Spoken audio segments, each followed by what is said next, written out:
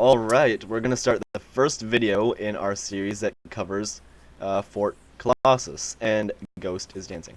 So we're going to cover both the Fort Colossus's structure and how you might defend it, as well as the weaponry we use, because even if we change the fort later, the weaponry is going to be changing slowly rather than abruptly, so you'll have time to get used to any changes.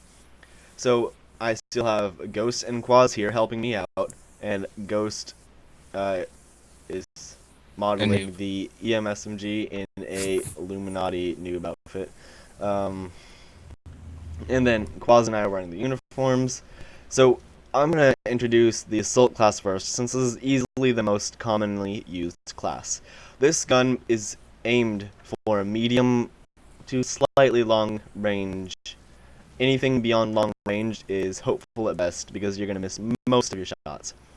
At close range, you can use it, but due to its longer barreling, it's aimed at mid-range because it increases your hitbox enough so that you want to be shooting at mid-range.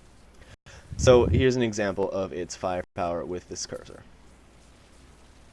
See, it shoots at a decent pace and has a moderately high spread. So this is definitely aimed at mid-range combat. That means you're using cover. That means, due to this gun's sheer size, you don't want to do very much aside from cover fight. You can do some open fighting, that's fine, but generally speaking, you want to cover fight. I'll let Quaz go ahead and explain the Titan LMG and the Heavy class. So first off, the heavy class is slower, but has extra health and a faster firing weapon that does extra damage. Yes, a 60 round mag and makes a lot of noise. And also boasts a slower reload. So yeah, that's basically the LMG. And it's definitely based in long-range combat due to its size too. It has similar proportions to the FAR 3, but it's slightly longer. And then I'll be explaining the gun that Ghost is modeling. The Scout class is faster by a little bit, and its gun is smaller. It's the Exile Micro SMG. So go ahead and fire it. So you can see it has a high spread, and it's a small gun. Uh, Generally speaking, in terms of reality, the longer the gun, the more accurate it is, but also the less movable it is. This gun is small and aimed at close combat because it doesn't make your hitbox as large as the other two guns do. This gun is good for a variety of things, especially open fire. You can still cover fight with it, but usually if you're close range, you're going to want to do some open fire. There are 2 or 3 more significant classes that I am going to model, but these are our base guns. Then I'm going to also cover the base sidearm here, the Strike 1. This is a pistol, so it's also aimed at, well, definitely not long-range combat, but it's good for any form of suppressing fire. Most of the classes have a pistol. And then, of course, we have our custom sword, which doesn't do very much, as you can see here. Well, you can't see it because it's not going to damage him. It doesn't do very much unless you lunge. If you're just slashing, it'll do some damage, and if you're just hitting them with it, it'll do some. But it's not going to do very much at all until you lunge. Our swords are customized, but raiders have the same swords, just to be clear. So I'm going to go ahead and respawn myself. So we've got a couple more classes here. We have the Combat Medic. The Combat Medic is aimed at healing others, as the name implies. It has an Exile Micro SMG, so you can deal some damage at close range. And then it's got your T1 medical adapter, which Quaz was just showing, so I'm going to damage all 50, and Quaz is healing me. And then if I shoot at him, he heals faster too. On the side, they're given a Medibox, which is droppable. It does about 25 health per burst and has somewhere from 4 to 8 bursts, I believe.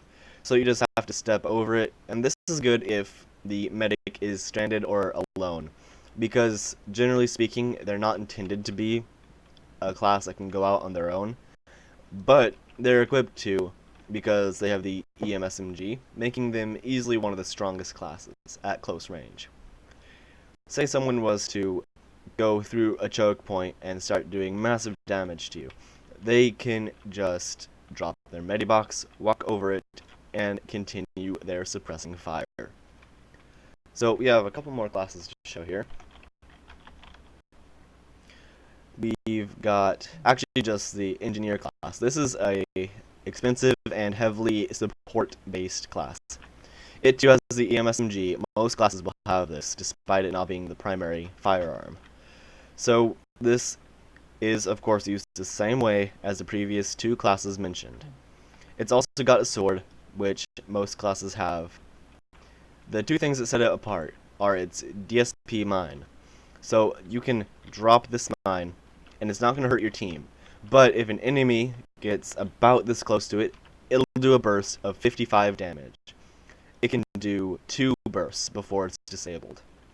So, say an enemy walks up to it, comes back, and then walks back, you have to use the team change thing, I think. Here. See, it just did a burst of damage to me, and I need to get away from it, otherwise I'm going to die. And if you click on the top of it, the enemy team can disable it. Secondarily, they have the shield protector. So this is used against bullets, but not swords. So if I drop this, I have a temporary shield. His bullets aren't getting through. Now, the hit markers will make a sound. It'll sound like you're hitting me. But really, you're just having the shield absorb the health. The exception to this is with the sword. Swords can get through this perfectly fine, and you're still prone to all damage dealt. These two should be able to be disabled. Go ahead and try to disable it by clicking the top. Sometimes the tech here breaks. It happens. There. So they should have been able to disable it there. So this is, like I said, a heavily support-based class. But it's also useful if you have extra time and are there before the raiders do get there. So you can, for example, place a mine near your choke point, and then when they get close, place your shield protector down and lay down suppressing fire on the choke point. Oh yeah, you can heal the other team. It's not going to benefit you, but you can, just to be clear. And allies, and you can heal spectators. You can heal anyone with the T1 medical adapter and your shield. Sorry, not your shield, your medibox. Okay, so hopefully this will clear up the intro to FDW weaponry and equip you to improve at a better rate than before. As always, feel free to leave comments in the comment section, or we'll be making a Twitter account before too long. Feel free to follow us there. And, of course, be active in FDW. Send me any questions you have, and I'd be happy to address them in another video or answer them in a reply back. Thank you for watching.